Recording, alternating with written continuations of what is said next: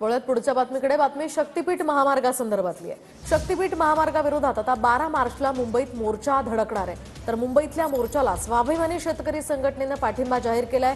काही शेतकऱ्यांचा मात्र शक्तीपीठ महामार्गाला पाठिंबा असल्याचंही कळत आहे. कोल्हापूर विमानतळावर शेतकऱ्यांनी पाठिंबा असलेलं हे पत्र मुख्यमंत्र्यांना दिलंय.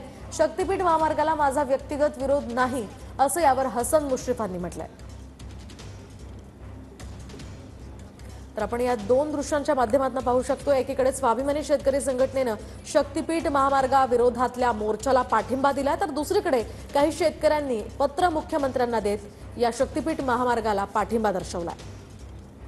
हे बघा, मी व्यक्तिगत माझा विरोध नाही.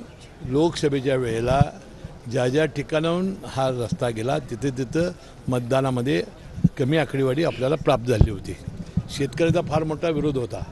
विधानसभेच्या निवडणुकीमध्ये सुद्धा मला 2-3 ठिकाणी अडवण्यात आलेलं होतं. आम्ही त्यावेळेला लोकांच्या इच्छेखातर रद्द करण्यामध्ये पुढाकार घेतला.